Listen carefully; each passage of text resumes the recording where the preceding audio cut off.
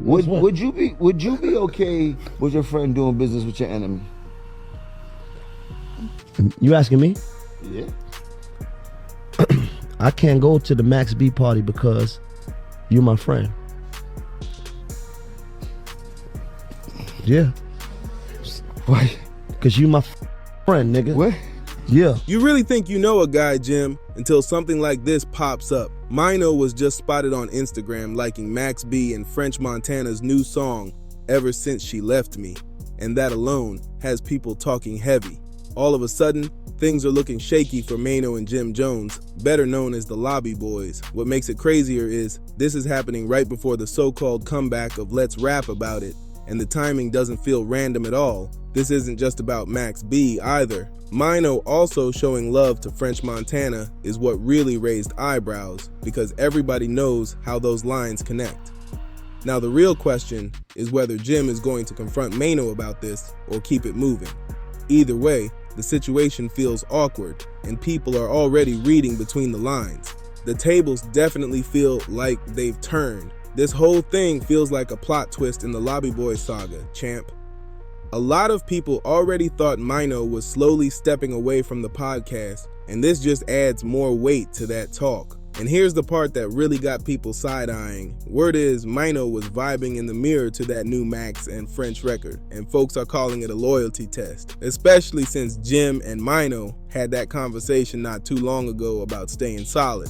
Ain't nobody saying this on their own, and that's what makes it wild. Guess what, Jim? That's supposed to be your friend. Your ops are my ops, and my ops are your ops. That's how it's always been. So how did it even get to this point, champ? People were calling me crazy for thinking Mino might be behind that footage from Jim Jones' studio, with the lights off making things look strange. But now folks are asking questions. Is it really that far-fetched anymore? People are now wondering if Mino could actually be the culprit. Let me explain something to you.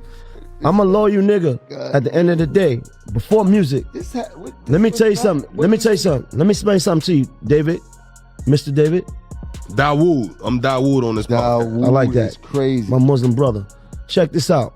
At the end of the day, I'm a person that your enemies is my enemies, because that's the love that I got for you. If we like that, then I'm gonna take on whatever it is that you got going on, and it's then I gotta feel the same way.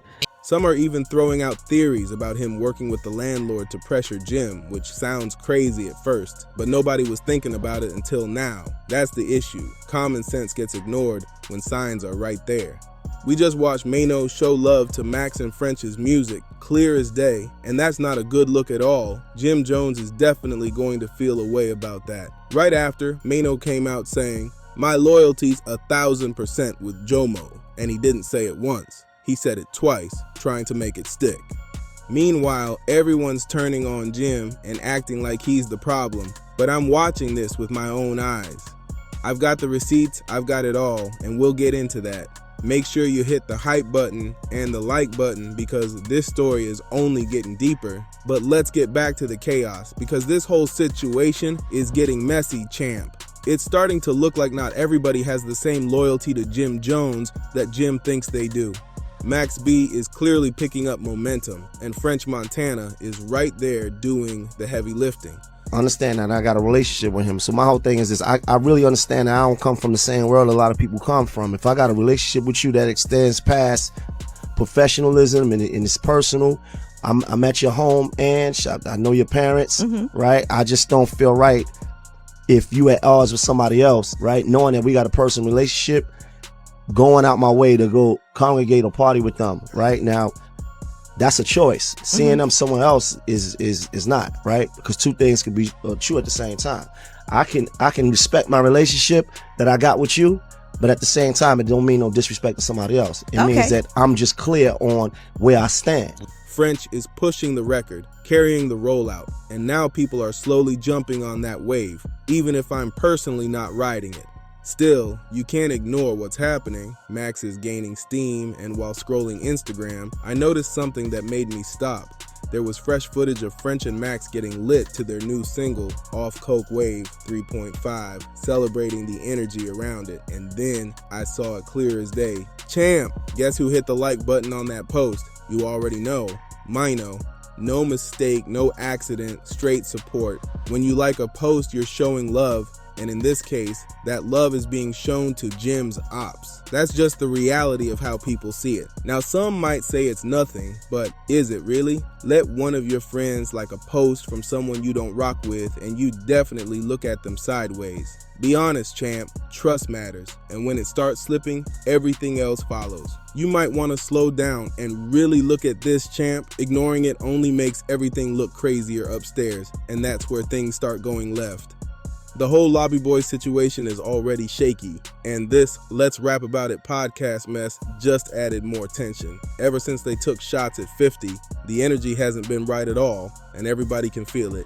Now you got French and Max dropping that record, talking about ever since he left, it's more cars, more clothes, more shine. Cool, that's their talk.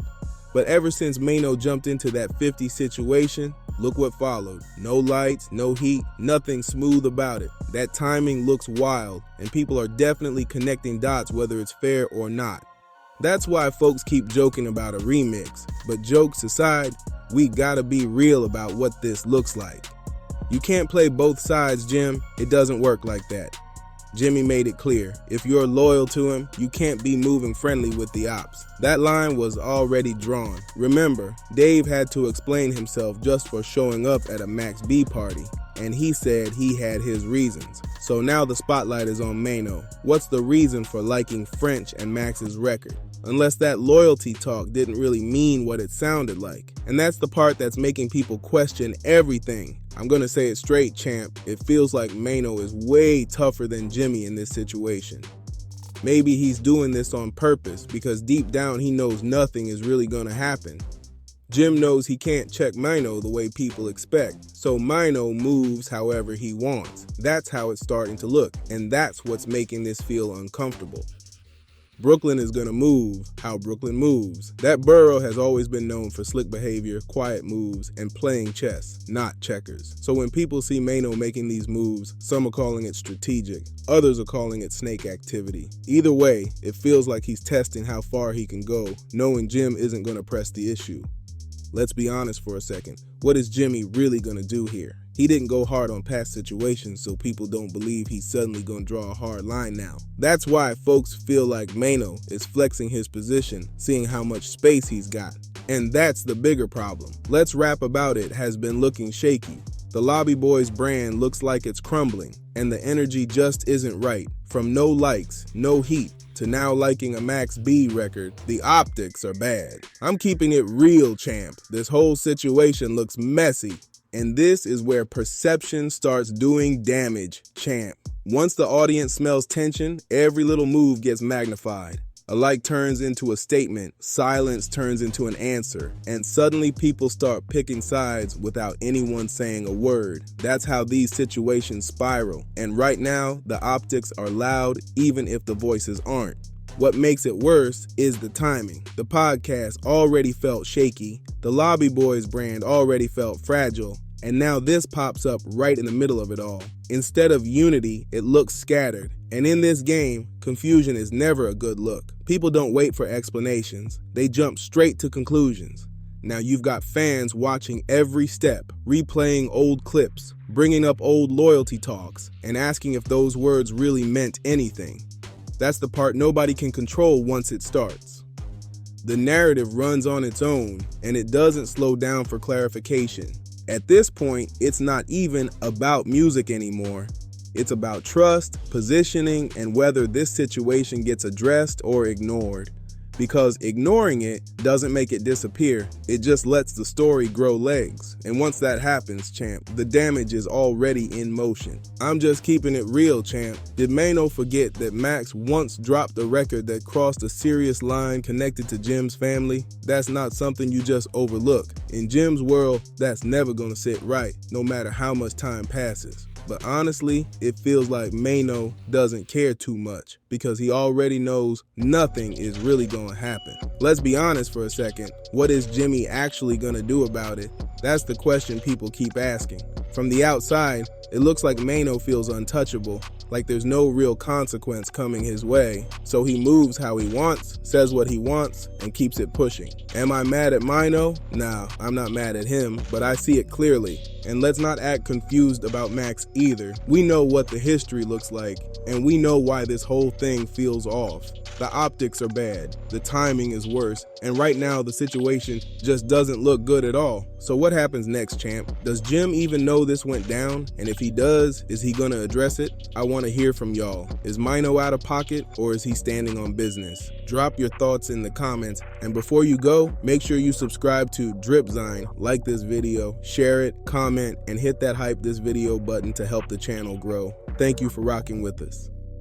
Would you be okay with your friend doing business with your enemy? You asking me?